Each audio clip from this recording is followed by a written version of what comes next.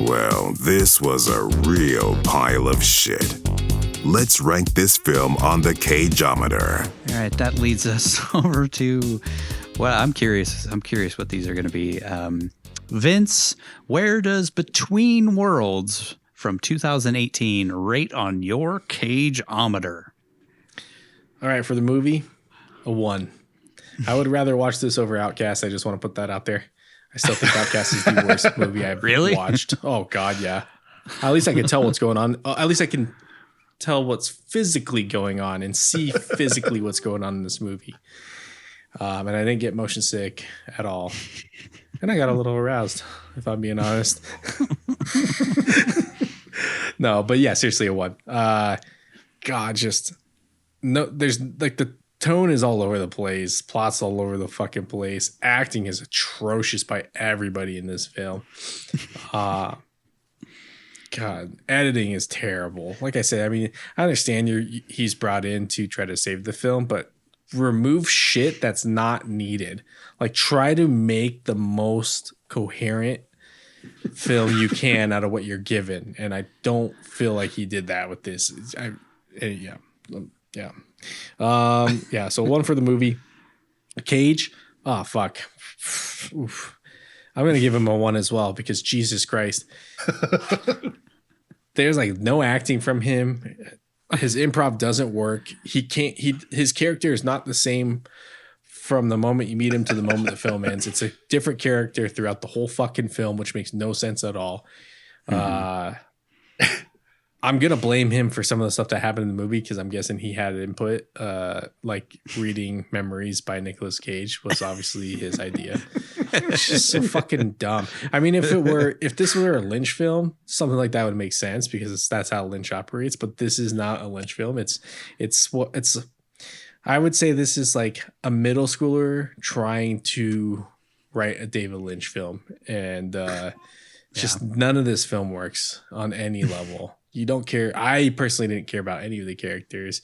I didn't give a fuck who lived, who died. It's just an uninteresting film. But yes, still better than Outcast. And Cage's performance was just awful. It was just all over the fucking place. It was funny. It was entertaining in that aspect. But as far as like acting, there's no acting by Cage in this film. It was all just nonsense, in my opinion. Movies like this make me so curious as to how the fuck he can do a film like Adaptation or Pig or Dream Scenario. Like, how does that guy deliver garbage like this? I mean, that's the eternal debate. Is Nick an amazing actor or a terrible actor? Yeah. So yeah, one for both. He puts into it the amount he cares about, I guess, about the project. I guess. Like, would you want to give a stellar performance for Between Worlds after you read the script? I would want to give a performance between mortgage payments. Yeah. So 1 for both. Maybe too harsh. I don't care. Go watch this movie for yourself and then tell me that a 1 is too harsh. Don't watch this movie. Don't. Yeah. All right, Nigel, where does Between Worlds rate on your Cageometer? I liked some of it. I actually liked Cage's performance. I don't know what I liked him. Maybe it's just recency bias with some of the stuff we've been watching recently, but like, I thought he was better in this than he was in Arsenal. I thought he was better than this than he was in Outcast. It could be because he was just improving and playing, I don't know, himself or whatever, but the character is inconsistent. But there were moments when I thought he did it right. I don't know. I liked watching him in it. It's the only bright spot I have for the movie. So I'm still giving the movie a 1 because it was just like, I really wanted to turn it off. I did not want to keep watching it at any point in the entire runtime.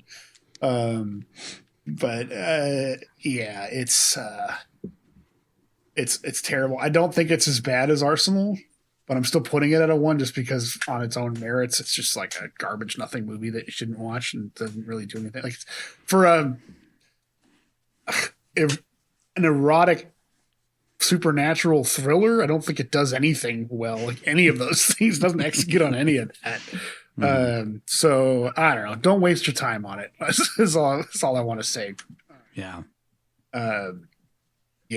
For Cage's performance, I give him a 3 because I thought there was some stuff that I did actually enjoy, and he was enjoyable in certain parts when he cages it up a bit, and when he's upset about his daughter talking to Julie in one scene. I thought he did a pretty good job acting out his heartbreak for it. It definitely goes completely off the rails by the end when he's just saying Sarah over and over again and overacting the fuck out of whatever the hell was supposed to be going on in that scene. It's just awful. At that point, the whole movie's turned into a train wreck climax anyway, so I guess it's fitting for it. But I thought he did a pretty good job. It's not like great. It's not a great performance, but I guess, it's better than I feel like he was in shittier movies that we've seen, like Prisoners of Ghostland. And Dark was pretty good. His performance in Dark was pretty good. Dark. So I'll be a little lenient on him and give him a 3. But again, it's not one that's worth your time. I just think he did a little bit more than what the movie warranted, given the script. But I don't know what it was. Maybe he had fun because he was able to do whatever he wanted. But there was no Eddie King in Arsenal. I'll say that much. No. Which I think is way worse. Nor an Eddie King in Deadfall. Like, that's an amazing performance. Eddie King in Deadfall is great. Eddie King in Arsenal is horrible. And horrible. Somewhere between the two. I guess. Somewhere in the middle. Yeah. On my Cageometer, I'm going to echo a lot of the same things that Nigel said. I'm going to give it a 1. Which I think this is the lowest score we've ever given a film, and rightfully so. This is a piece of shit. Everything has failed, like, across the board. The writing, the editing, the music, the acting is fucking terrible from everybody involved. I hated every moment of watching this movie, except I had fun with the Nick Cage moments, like where he went nuts, and that's the only reason I'm giving him a higher score. So I gave Cage a 3 as well, and that's because he was the only thing that made this thing even remotely watchable, because it's an incoherent mess. Like, it's just so fucking just bonkers dumb, just terrible. Like, they couldn't fucking come close to hitting a tone. It was just kind of like, well, we're gonna make a goofy joke in this scene, and then we're gonna make it real. We're gonna show a burnt up dead kid on the ground like 5 seconds later, and then we're gonna, like, what were you going for? Like, I get that you said what you were going for, but you failed as hard as you could fail on that. Like, David Lynch would hate this movie. Or he'd be like, do whatever you want to do. I like it. I don't know. That's hard to judge. He might like Cage's performance. He might like Cage's performance because he likes watching people do weird shit. It's just, this movie is so god-awful. I didn't think that we would find a worse movie than Arsenal. Arsenal is an ugly piece of shit. Yeah. And the acting is borderline better in this movie than it was in that movie. But that's still, like, that's the reason I think Arsenal is worse, is just because it's ugly as shit. And it is also an incoherent mess with a shitty climax, just like this one. The third act is just, that's like, it wasn't coherent throughout, but the third act just made it completely like, what the fuck is going on? And memories thing, like that, like, who was like, this was a good idea, like, let's put something into this movie that will take every single person who watches it out of the moment, just to be like, does that say Nicolas Cage wrote that? There's no way to not take people out of the moment with that. Like, you could have had him read anything. Like, read the fucking Shel Silverstein or something. I don't know. Just fucking nothing. Anything besides something that was written by Nicolas Cage. Like, that's so weird. And, like, I don't even, like, David Lynch wouldn't even do something like that. No. David Lynch would be like, this is too fucking strange. I don't get it. It doesn't make any sense. Breaking the fourth wall. You're breaking the fourth wall completely. I don't get it. But imagine it. Anyways, this was I don't know. I feel like there's a chance we'll find a worse movie. There's so many other movies right in that time period that are just look fucking terrible. Yeah. But this was really bad, dude. This might be the worst. I'm done, man.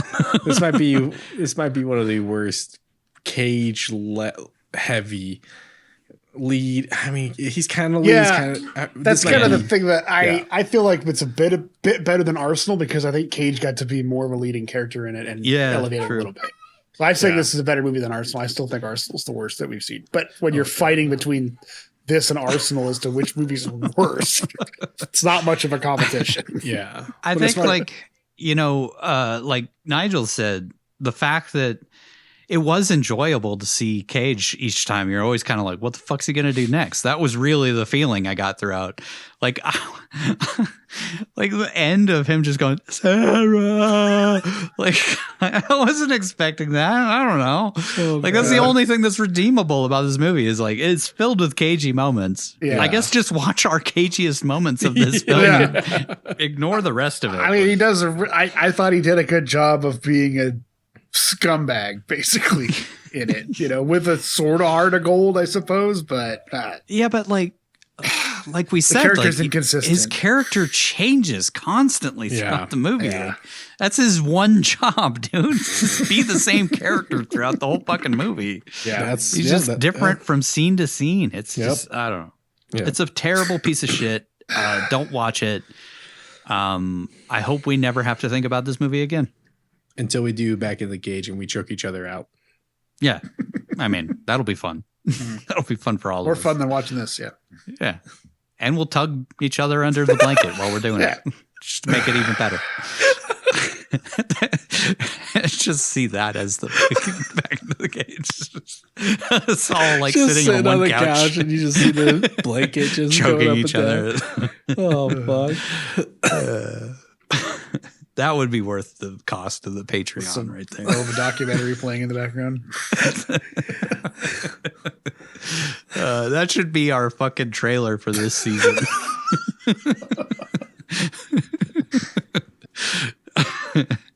It's just, what the fuck is going on? And then one of us starts reading memories from Nicolas Cage.